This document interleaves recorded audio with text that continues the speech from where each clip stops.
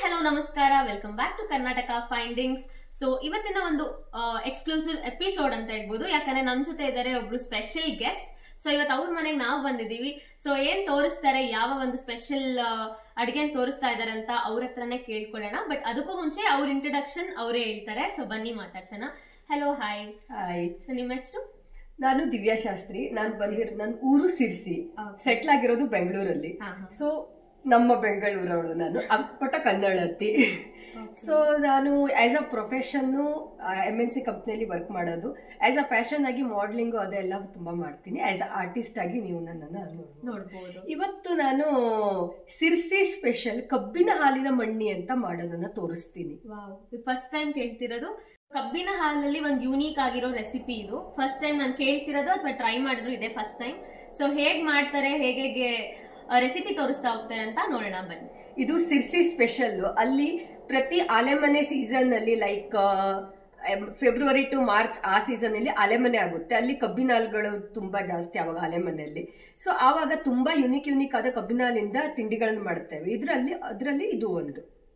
Okay, ಹೊಸ information ಇದು. ಹಾಗಿದ್ರೆ ತಡ ಮಾಡ್ತಾರೆ, ಕಿಚನ್ಗೆ ಹೋಗೋಣ. ಎಸ್. ಸೊ ಕಬ್ಬಿನ ಹಾಲಿಂದ ಈ ಮಣ್ಣಿ ಮಾಡೋದಕ್ಕೆ ಏನೇನು ಇಂಗ್ರೀಡಿಯೆಂಟ್ಸ್ ಬೇಕಾಗುತ್ತೆ? ಸೊ ಇದಕ್ಕೆ ಬೇಕಾಗಿರೋದು ಅಕ್ಕಿ. ಯಾವ ಅಕ್ಕಿ ಆದ್ರೂ ಬಳಸಬಹುದು. ಇಡ್ಲಿ ಮಾಡೋ ಅಕ್ಕಿಗಳು ಅಥವಾ ದೋಸೆ ಮಾಡೋದು, ಈ ತರ ಅಕ್ಕಿ ಒಂದು ಬೌಲು. ಓಕೆ. ಆಮೇಲೆ ಕಬ್ಬಿನ ಹಾಲು. ಓಕೆ. ಅದೇ ಮೇನ್ ಇಂಗ್ರೀಡಿಯೆಂಟ್ಸ್ ಇದಕ್ಕೆ. ಕಬ್ಬಿನ ಹಾಲು ಮಣ್ಣಿ ಆಗಿರೋದಕ್ಕೆ ಕಬ್ಬಿನ ಹಾಲು ಬೇಕು. ಸೊ ಈಗ ಇಲ್ಲಿ ನಾವು 1 ಕಪ್ ತಗೊಳ್ಳೋಣ. ಆಮೇಲೆ ಇದು ಬೀಸೋಕೆ ತಗೊಳ್ಳೋದು ಇದು. ಆಮೇಲೆ ನಾವು ಕಾಸೋ ಟೈಮಿಗೆ ಇನ್ನೊಂದ್ ಸ್ವಲ್ಪ ಕಬ್ಬಿನ ಹಾಲು ಹಾಕೋಬೇಕು. ಆಮೇಲೆ ಇದು ಬೆಲ್ಲ. ಇದು ಪ್ಯೂರ್ ನಮ್ ಸಿರ್ಸಿ ಕಡೆ ಬೆಲ್ಲ, ಆಲೆಮನೆಯಿಂದನೇ ಡೈರೆಕ್ಟ್ ಆಗಿ ಬಂದಿರೋದು. ಸೊ ಅದಾದ್ಮೇಲೆ ಏಲಕ್ಕಿ. ಏಲಕ್ಕಿನ ಬೇಕಾದ್ರೆ ಆಪ್ಷನಲ್ ಆಗಿ ಯೂಸ್ ಮಾಡಬಹುದು.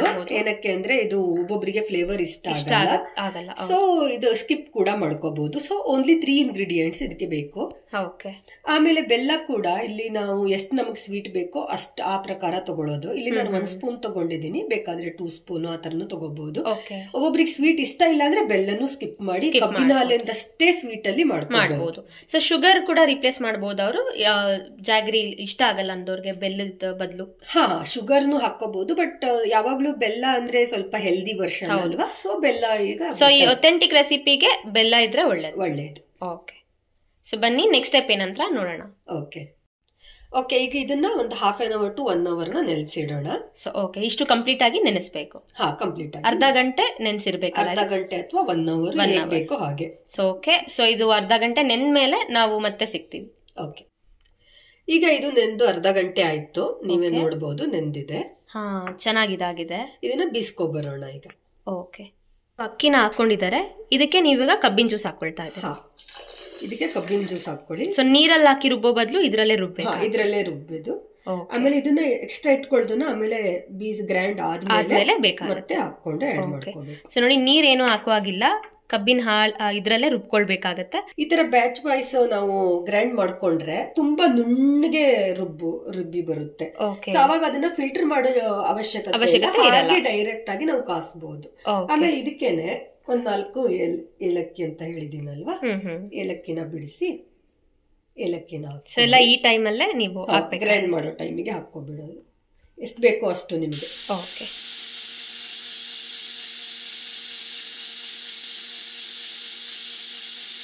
ತುಂಬಾ ಈ ತರ ನುಣ್ಣಗೆ ರುಬ್ಕೊಂಡು ಇದಾಗಿದೆ. ಈಗ ಇದಾಗಿದೆ. ಈ ತರ ಒಂದು ಪ್ಯಾನ್ಗೆ ಟ್ರಾನ್ಸ್ಫರ್ ಮಾಡ್ಕೋಬೇಡಿ. ಏನಕ್ಕೆ ಇದ್ರಲ್ಲೇ ಡೈರೆಕ್ಟ್ ಆಗಿ ನಾವು ಗ್ಯಾಸ್ ಅಲ್ಲಿ ಇಟ್ಟು ಕಾಸ್ಕೋಬಹುದು. ಓಕೆ, ಈಗ ಉಳಿದಿರೋ ಕಬ್ಬಿನ ಹಾಲು ಇರುತ್ತಲ್ಲ, ಇದನ್ನ ಹಾಕೊಂಡು ಸ್ವಲ್ಪ ತೆಳ್ಳಗೆ ಮಾಡ್ಕೋಬೇಕು.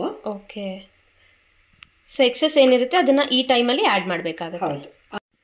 ಆಮೇಲೆ ಇದಕ್ಕೇನೆ ಎಷ್ಟು ಸ್ವೀಟ್ ಬೇಕು ನಿಮ್ಗೆ ನೋಡ್ಕೊಂಡು ಬೆಲ್ಲ ಆಡ್ ಮಾಡ್ಕೊಂಡು. ಸೊ ಕಂಪಲ್ಸರಿ ಅಂತಲ್ಲ, ಟೇಸ್ಟ್ ಬಡ್ಸ್ ಮೇಲೆ ಡಿಪೆಂಡ್ ಆಗುತ್ತೆ. ಹೌದು. ಸೊ ಓಕೆ, ಈಗ ಗ್ಯಾಸ್ ಆನ್ ಮಾಡ್ಕೊಳ್ಳೋಣ. ಗ್ಯಾಸ್ನ ತುಂಬಾ ಮೀಡಿಯಂ ಆಗಿ ಇಟ್ಕೊಳ್ಳಿ. ಓಕೆ, ಚಿಕ್ಕದಾಗಿ ಇಟ್ಕೊಂಡ್ರು ಇನ್ನೂ ಒಳ್ಳೇದೆ. ಏನಕ್ಕೆ ಅವಾಗ ಗಂಟಾಗಲ್ಲ. ಗ್ಯಾಸ್ನ ಚಿಕ್ಕದಾಗಿ ಇಟ್ಕೊಳ್ಳಿ.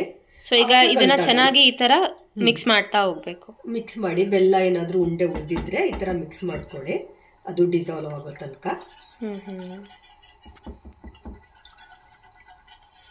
ನಾನು ಇಲ್ಲಿ ಸ್ಪೆಕ್ಯುಲಾ ಯೂಸ್ ಮಾಡಿದೀನಿ, ಯಾಕೆಂದ್ರೆ ಗಂಟಾಗಬಾರ್ದು ಅಂತ. ಸ್ಪ್ಯಾಚುಲಾ ಆದ್ರೂ ತಗೊಳ್ಬಹುದು, ವಿಸ್ಕರ್ ಇದ್ರೆ ಅದು, ಸೊ ಏನಿದ್ರು ನಡೆಯುತ್ತೆ. ಹೌದು, ಬಟ್ ಆಗದೆ ಇರೋ ತರ ಚೆನ್ನಾಗಿ ಮಿಕ್ಸ್ ಮಾಡ್ಬೇಕು. ಹೌದು. ಸೊ ಕೈ ಬಿಡಬಾರ್ದಲ್ಲ, ಮಧ್ಯೆ ಮಧ್ಯೆ ಬಿಟ್ಬಿಟ್ರೆ ಅದು ಇದಾಗ್ಬಿಡತ್ತೆ. ನಾನೀಗ ಸ್ವಲ್ಪ ಗ್ಯಾಸ್ ನ ದೊಡ್ಡ ಇಟ್ಕೊಂಡಿದೀನಿ, ಯಾಕೆಂದ್ರೆ ಇದೆಲ್ಲ ಡಿಸಾಲ್ವ್ ಆಗಬೇಕು ಅಂತ. ಮೀಡಿಯಂ ಇಟ್ಕೊಂಡ್ಮೇಲೆ ಕೈ ಆಡಿಸ್ತಾನೆ ಇರ್ಬೇಕು ಅಂತ ಏನಿಲ್ಲ. ಓಕೆ. ಆಮೇಲೆ ಬಟ್ ಮಧ್ಯ ಮಧ್ಯ ಇಂಟರ್ವಲ್ಸ್ ಅಲ್ಲಿ ನೋಡ್ತಾ ಇರ್ಬೇಕು. ಮಧ್ಯ ಮಧ್ಯ ಇಂಟರ್ವಲ್ಸ್ ಅಲ್ಲಿ ನೋಡ್ತಾ ಇರ್ಬೇಕು. ಮತ್ತೆ ಒಂದು 10 minutes ಗೆ ಇದು ಪ್ಯಾನ್ ಅನ್ನ ಬಿಡೋಕೆ ಸ್ಟಾರ್ಟ್ ಮಾಡುತ್ತೆ, ಗಟ್ಟಿ ಆಗುತ್ತೆ. ಆವಾಗ ನಾವು ಬೇರೆ ಪ್ಲೇಟ್ ಗೆ ಟ್ರಾನ್ಸ್ಫರ್ ಮಾಡ್ಕೊಂಡು.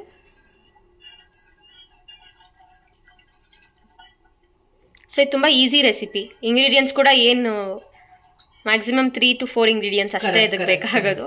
ಆದ್ರೆ ತುಂಬಾ ಟೇಸ್ಟಿ ಕಡೆ ಸ್ಪೆಷಲ್ ಫುಡ್. ಕಬ್ಬಿನಾಲೆ ಟೈಮ್ ಅಲ್ಲಿ ನೀವು ಸಿರ್ಸಿ ಕಡೆ ಹೋದ್ರೆ ಎಲ್ಲ ಮನೆಯಲ್ಲೂ ಇದನ್ನೇ ಇರುತ್ತೆ. ಓಕೆ. ಸೊ ಈ ತರ ಚೆನ್ನಾಗಿ ಸ್ಟಿರ್ ಮಾಡ್ಕೋಬೇಕು ಕೈ ಬಿಡ್ದಂಗೆ. ಸೊ ನೋಡಿ ಆಲ್ರೆಡಿ ಗಟ್ಟಿ ಆಗ್ತಾ ಇದೆ.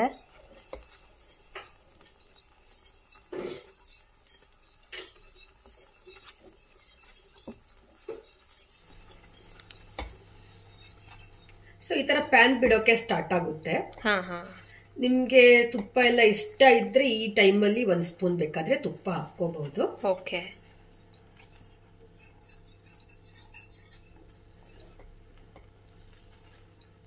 ಈಗ ಗ್ಯಾಸ್ ನ ಇದನ್ನ ಆಫ್ ಮಾಡ್ಕೊಳ್ಳೋಣ. ಓಕೆ. ಈ ತರ ಆದ ತಕ್ಷಣ ಇದನ್ನ ನೀಟಾಗಿ ಟ್ರಾನ್ಸ್ಫರ್ ಮಾಡ್ಕೋಬೇಕು. ಪ್ಲೇಟಿಗೆ ಟ್ರಾನ್ಸ್ಫರ್ ಮಾಡ್ಕೋಬೇಡಿ, ಕ್ಲೀನ್ ಆಗಿ ಟ್ರಾನ್ಸ್ಫರ್ ಮಾಡ್ಕೋಬೇಡಿ. ಓಕೆ.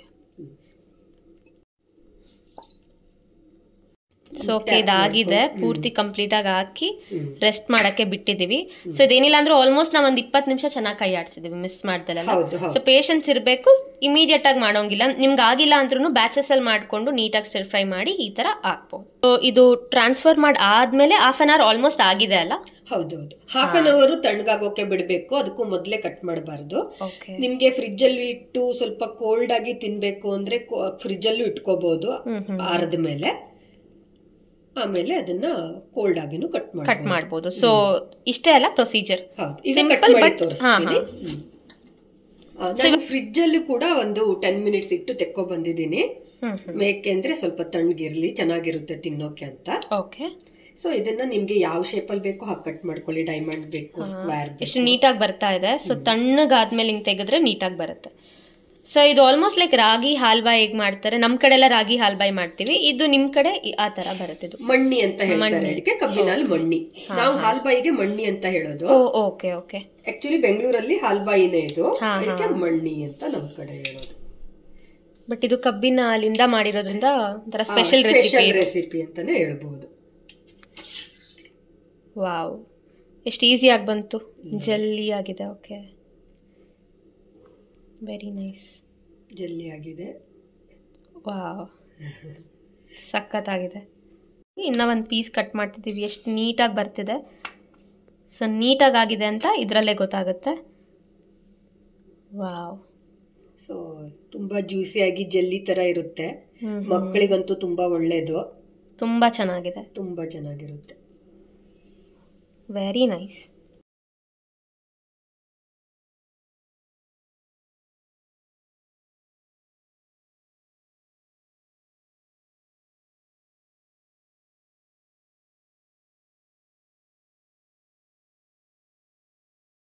ಸೊ ಫೈನಲಿ ರೆಡಿ ಆಗಿದೆ.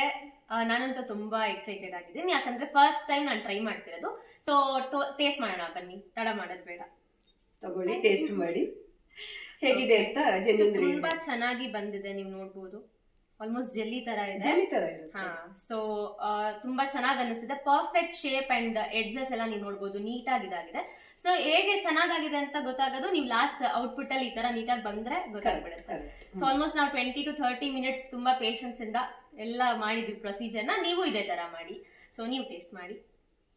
ಫಸ್ಟ್ ನೀವು ಟೇಸ್ಟ್ ಮಾಡಿ ಹೇಗಿದೆ ಅಂತ ಹೇಳಿ.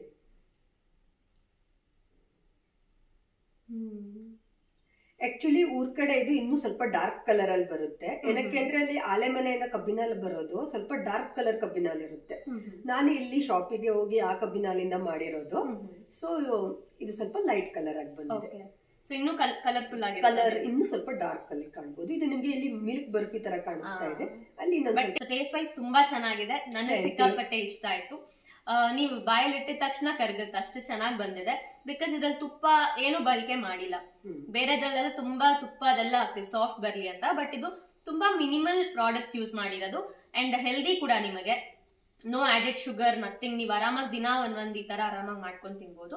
ಮಿಸ್ ಮಾಡದೆ ಈ ರೆಸಿಪಿನ ಟ್ರೈ ಮಾಡಿ. ನನ್ಗಂತೂ ಸಿಕ್ಕಾಪಟ್ಟೆ ಇಷ್ಟ ಆಯ್ತು.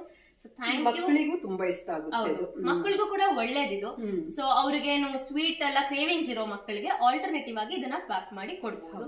ಸೊ ದಟ್ ದಿನ ಅವರಿಗೆ ಒಳ್ಳೆ ನ್ಯೂಟ್ರಿಷನ್ ಕೂಡ ಸಿಗುತ್ತೆ. ಸೊ ಚೆನ್ನಾಗಿರುತ್ತೆ. ಸೊ ನಿಮಗೆ ಹೇಗೆ ಅನ್ನಿಸ್ತು ಟೇಸ್ಟ್? ನೀವ್ ಮಾಡಿರೋದು ಹೇಗೆ ಅನ್ನಿಸ್ತಾ ಇದೆ?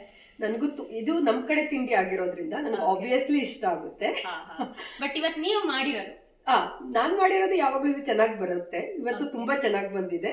ವೆರಿ ನಿಮಗೆ ತುಂಬಾ ಇಷ್ಟ ಆಯ್ತು, ನಮ್ ಕಡೆ ತಿಂಡಿ ಇಷ್ಟ ಆಯ್ತು ಅಂತ I am so happy. Very nice. So ಅವ್ರ ಫ್ಯಾಮಿಲಿ, ಫ್ರೆಂಡ್ಸ್, ಕಸಿನ್ಸ್ ಎಲ್ಲ ತುಂಬಾ ಇಷ್ಟ ಪಡ್ತಾರೆ. ಸೊ ಅಷ್ಟೊಳ್ಳೆ ರೆಸಿಪಿ ಮಾಡಿದ್ದಾರೆ. ಎಲ್ಲರೂ ಮಿಸ್ ಮಾಡದೆ ಇದನ್ನ ಟ್ರೈ ಮಾಡಿ. ಸೊ ಮತ್ತೊಮ್ಮೆ ಇನ್ನೊಂದ್ಸಲ ಒಂದೊಳ್ಳೆ ರೆಸಿಪಿ ಜೊತೆ ನಾವು ಬರ್ತೀವಿ. ಸೊ ಅಲ್ಲಿವರೆಗೂ thank you so much for watching. ಇದೇ ತರ ಒಳ್ಳೆ ಒಳ್ಳೆ ರೆಸಿಪಿಗೆ, ಯುನಿಕ್ ರೆಸಿಪಿಗೆ ಕರ್ನಾಟಕ ಫೈಂಡಿಂಗ್ಸ್ ನ ಸಬ್ಸ್ಕ್ರೈಬ್ ಮಾಡಿ, ಫಾಲೋ ಮಾಡಿ. Thank you.